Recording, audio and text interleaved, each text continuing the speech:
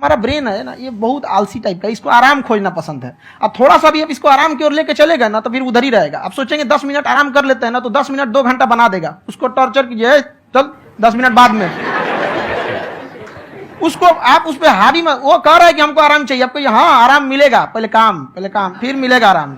तो आप उसके हिसाब से मत चल। आपका मन कर रहा है थोड़ा सा देख लेते हैं, कोई नोटिफिकेशन आया, आप कोई काम कर रहे हैं, क्यों पहले काम कर लीजिए, बाद में देखिएगा ना नोटिफिकेशन। आप हावी मत होने दीजिए यहाँ पे। अगर आप 5 मिनट भी थोड़ा सा लूज पड़े ना, थोड़ा सा कमर सीधा कर लेते हैं, 2 घंटा बर्बाद कर दिया आपको। हावी मत होने दीजिएगा उसको अपने ऊपर। प्रोक्रेस्टिनेशन को तोड़ने का एक ही तरीका है, सबसे छोटे लेवल पे ले जाकर के उस गोल को तोड़ दो।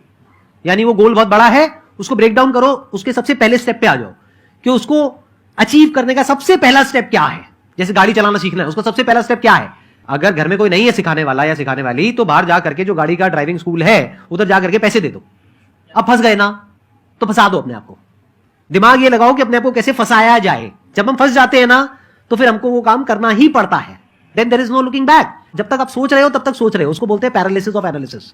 कि आप सोचते चले जा रहे हो अपने माइंड में, मैं ये करूंगा वो करूंगा वो करूंगा वो करूंगा, और प्रोक्रेस्टिनेट हो रहा है, वो चीज टलती चली जा रही है। तो उसको छोटे से छोटे लेवल पे ब्रेक डाउन करके उसको कर दो। That is number 1। और जैसे ही करना शुरू करते हो, कोशिश करो कि उसको जब तक कि आप सही से नहीं कर लेते हो, उसको छोड़ना नहीं है, तो आपकी लेजीनेस भी खत्म हो जाएगी। कई लोगों को तो हमने देखा जो सप्ताह में कुछ भी नहीं करता, वो भी संडे को आराम कर रहा है।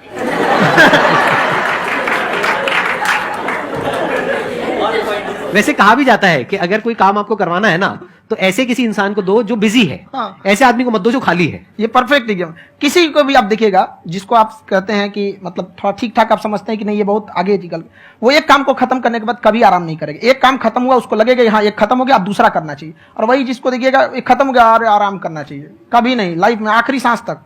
सर यहाँ पे सब हिंदी में पूछते हैं, इंग्लिश में पूछते हैं, मैं भोजपुरी में पूछूं? जौन भाषा ठीक लगे तोने में पूछ दो। हाँ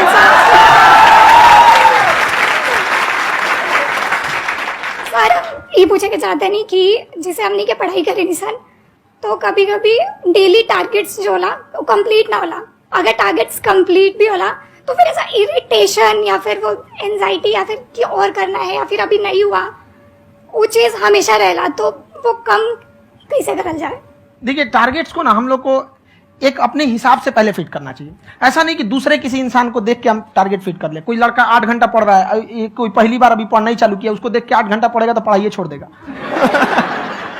तो आप अपनी क्षमता के हिसाब से देखिए कि आप कितना पढ़ सकते हैं। अगर आपने एक घंटे को बना लिया कि हम 1 घंटा पढ़ सकते हैं, अगले 1 हफ्ते तक उसको सस्टेन रखिए। जिम में कैसे करते हैं लोग, पहले दिन उठा लीजिएगा 1 कुंटल तो हार्ट अटैक हो जाएगा। तो वो धीरे धीरे टारगेट सेट कीजिए और अपनी क्षमता को भी देखिए। हर इंसान की क्षमता अलग है। कंगारू को देख के हाथी छलांग मारेगा, पैर तोड़ के बैठ जाएगा।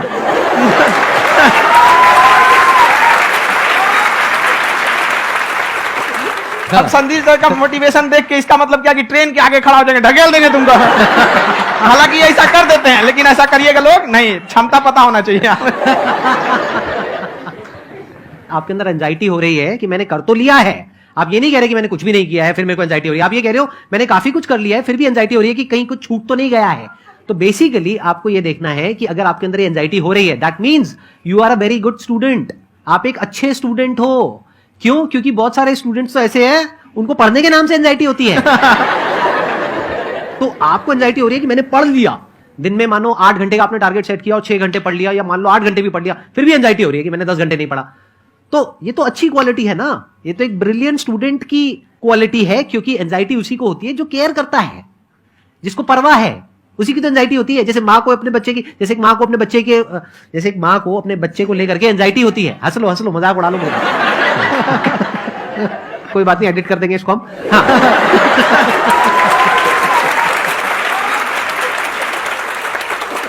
जैसे एक माँ है, उसको अपने बच्चे को लेकर के एंजाइटी होती है, थोड़ी सी भी तबीयत खराब हो जाए उसको एंजाइटी होती है, चाहे बच्चा ठीक भी है, डॉक्टर को नहीं होती है।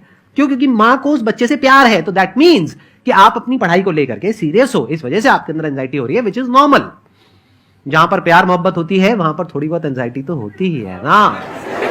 समझ रहे हो ना मैं क्या कहना चाह रहा हूं? आप लोग समझ रहे हो ना मैं कहां जा रहा हूं? जब वो किसी और से बात करती है तो एंजाइटी होती है ना।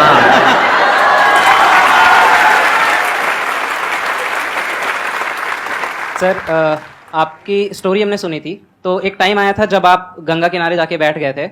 उस समय आपको कुछ समझ नहीं आ रहा था, तो उस समय मतलब आपने ये डिसीजन कैसे लिया कि अब आगे नहीं, यहाँ से वापस जाना है? रास्ता ही नहीं था। घर जाने के लिए एटलीस्ट 90 रुपए चाहिए थे, जेब में 40 रुपए थे। कैसे घर जाते हैं? और हम गंगा के किनारे चुपचाप बैठे बैठे हम कहीं कि बहुत टेंशन हो गया, अब घर जाना चाहिए। रूम पे तो किराए के रूम पे ही आदमी सारे लोग रहते हैं। गए वहां पे तो रूम लॉक हो गया था। तुम खटखटाए तो ऊपर से गुस्सा से बोले जो ऑनर थे, क्या टाइम हो गया है? तुम कहीं 9-10 बज रहा होगा। घड़ी देखिए तो 2 बज रहा था रात का, 2-2:30 बज गया था वहाँ। टेंशन में आप तो होता है, कई बार ऐसा समय आएगा कि लगेगा जैसे अब कुछ नहीं हो सकता है। तो इससे घबराना नहीं है। कभी कभी गुच्छे की आखिरी चाबी भी ताला खोल देती है। जो बातें आपने बताई कि घर में प्रॉब्लम्स ये तो बहुत लोगों ने फेस करी वहां पर, आप अकेले नहीं है, बहुत लोगों ने ये प्रॉब्लम्स फेस करी, बहुत तरह की प्रॉब्लम्स देखी, बहुत तरह की स्ट्रगल्स देखी, लेकिन वो सब इतने कामयाब नहीं हो पाए जितने कि आप हुए। तो आपके अंदर ऐसा कुछ ना कुछ है जो औरों के अंदर नहीं है। तो वो मैं जानना चाह रहा हूं कि वो ऐसा क्या था जहां से कि आपका दिमाग यहां तक सोच पा रहा है कि मैं पूरे इंडिया में इतने बड़े लेवल का चेंज लेकर के आ सकता हूं, एजुकेशन फील्ड में रेवोल्यूशन लेकर के आ सकता हूं। ये सोचना ही बहुत लोगों के बस का नहीं है। मेरी एक खुद की थिंकिंग, अगर हमको कोई 100 रुपए किसी काम के लिए दिया, हम सबसे यही करते हैं, तो हम कोशिश करते हैं उसे 200 का रिटर्न दे। अगर कोई हमसे 200 रुपया फीस दे रहा है, 250 दे रहा है, तो हम उसको ये कोशिश करते हैं कि तुम्हें ऐसा लगे कि नहीं भैया हमने 10-20 हजार का पढ़ लिया यहाँ पर। वो ईमानदारी से कभी कमी नहीं। और हमेशा अगर हम प्रॉमिस X का करते हैं तो डिलीवर 4X करना चाहते हैं। ध्यान से सुनना और ध्यान से समझना इस फर्क को। अगर आप समझ पाए तो बहुत आगे जाओगे लाइफ में। एक वो होते हैं जो ये सोचते हैं कि हमें सब कुछ मिल जाए, हमें कुछ भी करना ना पड़े। दूसरी कैटेगरी होती है लोगों की जिनको जितना मिलता है उसमें भी चोरी चकारी करते हैं या कोशिश करते हैं कि उससे कम दे सामने वाले को जितना कि हमें मिल रहा है। तीसरी कैटेगरी होती है लोगों की जो इनके जैसे लोग होते हैं।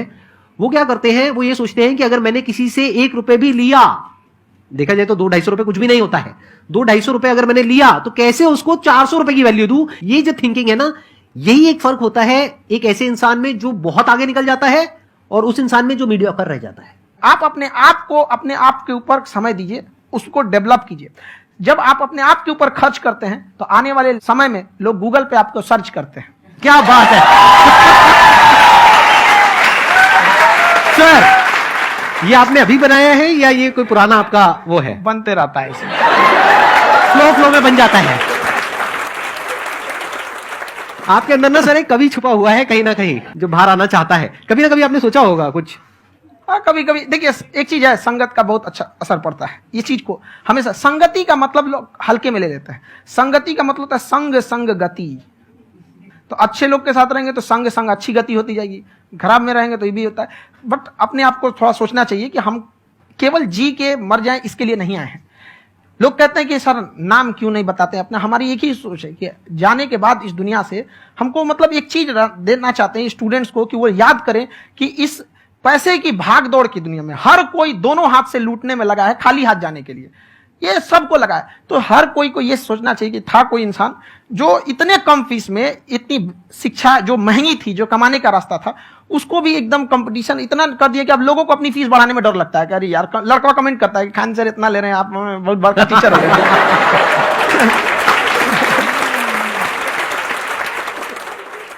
खान सर की एक क्लिप है, ये समय और समझदारी में बहुत फर्क होता है। अगर समय रहते समझदारी आ गई तो इंसान कामयाब हो गया, लेकिन अगर समय चला गया फिर समझदारी आई फिर तो बेकार है। तो सर मतलब कुछ आपको ऐसी चीज लाना चाहिए जो मतलब बच्चों जो तैयार हो रहे हैं उनको ये चीजें मतलब एंड टाइम पे दिखे। समझ रहे आप मेरी बात? नहीं समझ?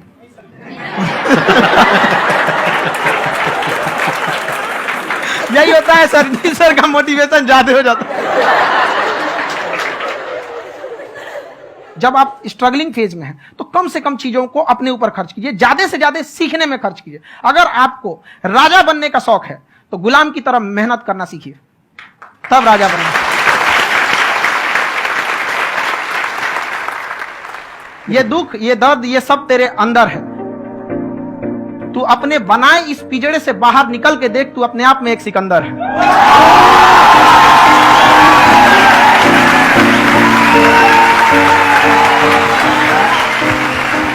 Thank you so much sir for coming. बहुत मजा आया मेरे को आपके साथ में इंटरेक्ट करके। आई एम श्योर आप लोगों को भी बहुत मजा आया होगा।